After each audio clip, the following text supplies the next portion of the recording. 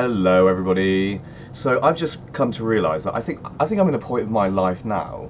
I'm beginning to realise that I've been lied to my entire life, and I went to good schools as well. I went to private schools to study my GCSEs and A levels, but guess what? Guess what we've had at school? Propaganda. And I imagine it's the same up and down the country, wherever you go to school. Or that's actually maybe if you do go to a sixth form college and you get like a reasonably switched on, cool history lecturer at college. Like, the first thing you need to know about Henry VIII is his numbers. How many people did he kill? Because I got a big surprise today.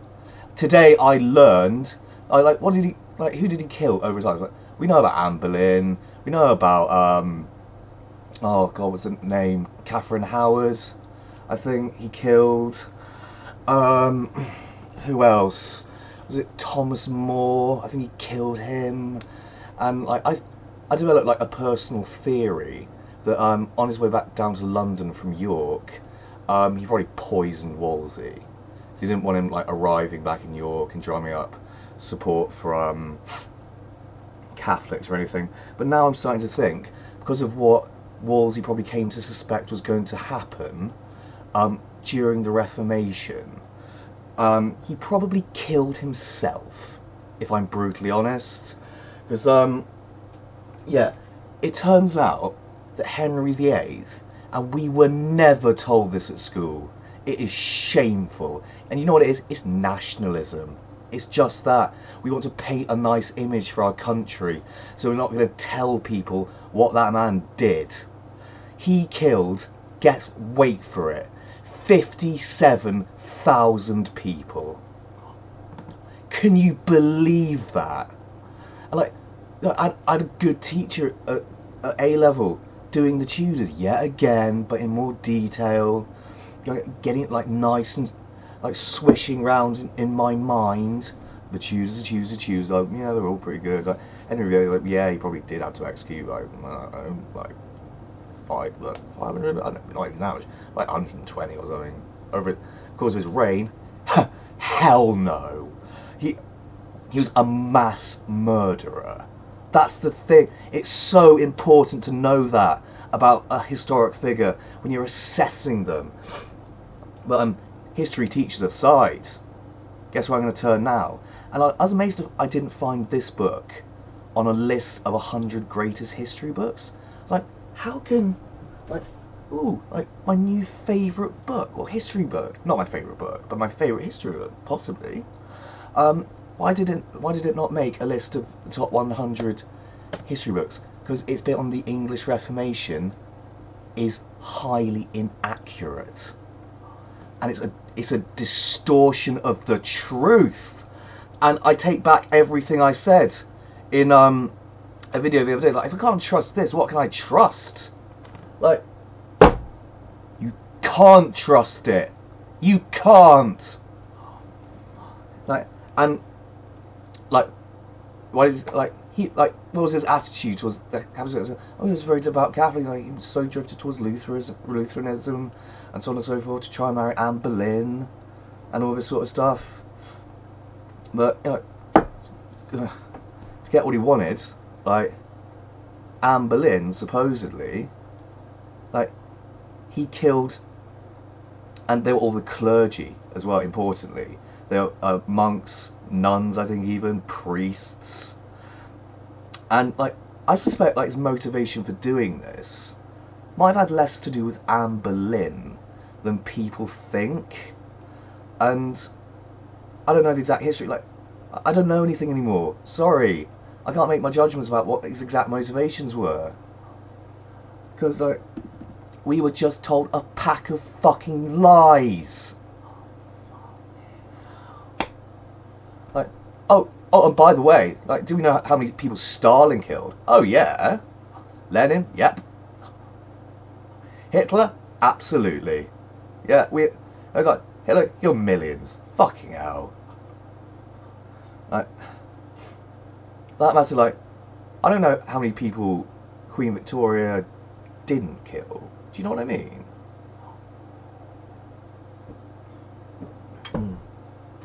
Like how many hits, how many whatevers, and you know, who knows what the fuck goes under the radar.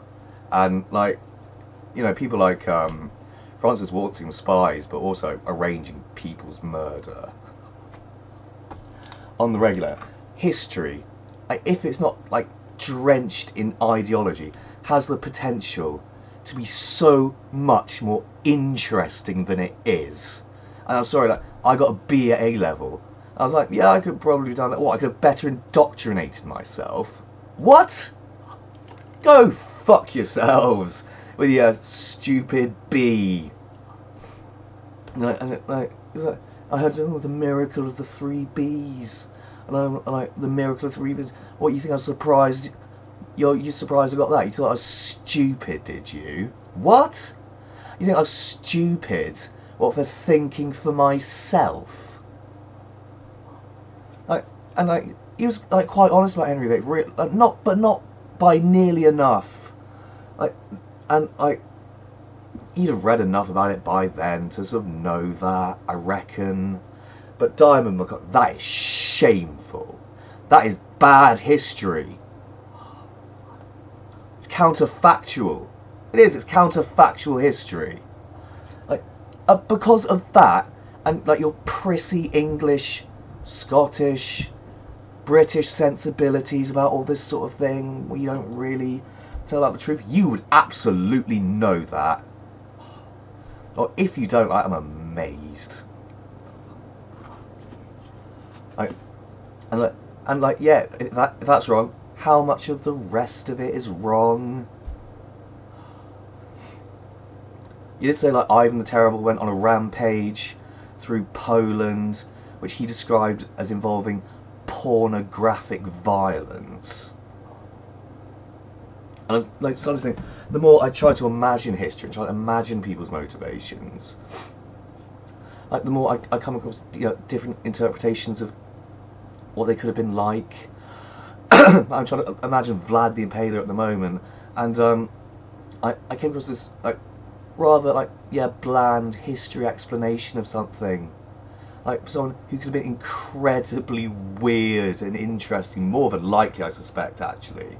I was like, no, he's just like a young guy, young princeling from Transylvania, and he's going to take the throne, but he's a bit small and weak, but, you know, great brains, a great tactician, etc., etc. Oh shit, he's writing an essay that's total bollocks.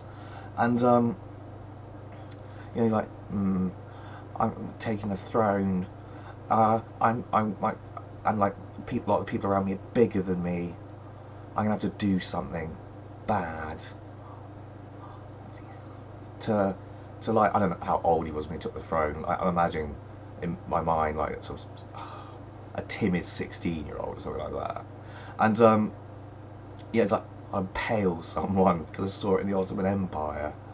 Like, but he wouldn't have been like that, because like that guy, that young man, like, he'd have like done it maybe 7 or 8 times to really cement his reputation as a ruthless cutthroat, you know, like a barbaric murderer. Like, guess how many people Vlad the Impaler did that to? 20,000 people. Think of that. Is numbers are so important. Statistics.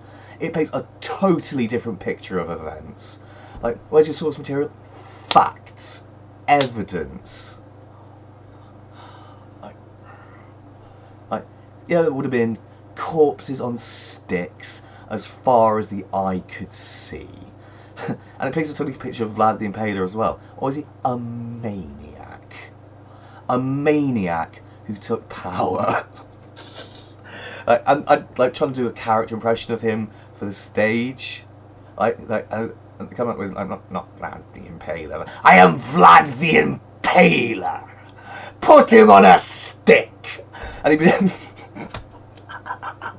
like, say, put him on a stick at every available opportunity. That is someone who, like, oh fucking, I thought 80,000 people. What was it like? Oh, that's someone killing for sport.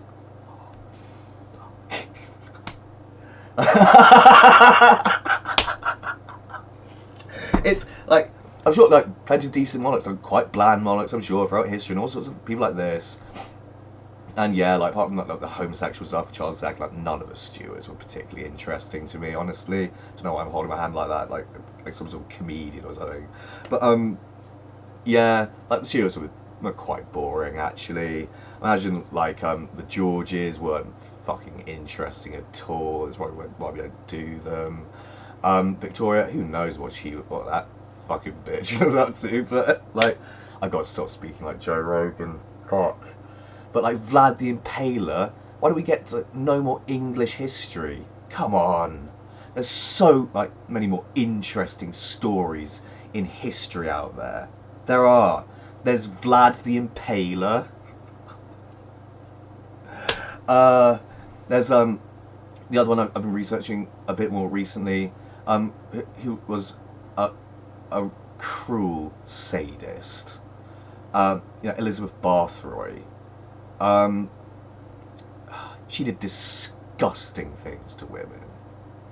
But, she's one of those powerful women in Hungary at the time. Learn a bit, all this political history and so on and so forth. Connected to what she was getting up to.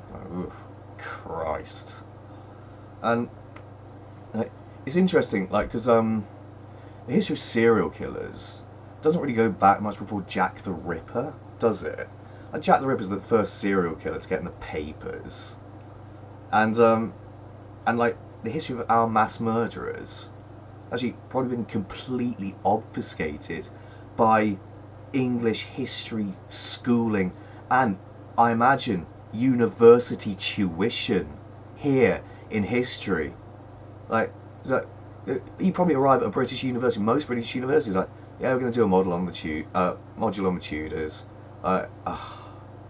Again. And what's it going to be like? Yeah, like more like seeing like bullshit motivations, because crucial details are omitted from even like this island. By the way, like one of our more respected and revered historians, from his big book, his book on the Tudors, like, did it have that crucial detail in it? The massacre unleashed by Henry VIII? Any other king of Europe? Like we all know about the burnings when Mary showed up again. Like he talked about that.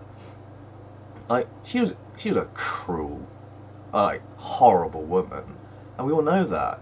But then again, we have to know that because then the Spanish are here with her, and the Inquisition, and Philip's her husband. And it's like, well, how are we going to lie about that? Why should we?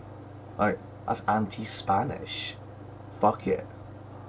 It's anti-Catholic. Fuck it. And like, what this is this is historiography, isn't it? This is an issue of. But yeah, like, wow, I am disappointed in, by the way, very expensive education. Like, should you have to pay money for it? Never. What, to get more deeply indoctrinated? And I know why they're doing it, trying to get the best grades for us. Because you can't be writing that in an essay to a certain sort of history teacher. Like, I got a suspicious E once in theology, or religious studies rather, where like I was sort of trying to point out inconsistencies in the New Testament.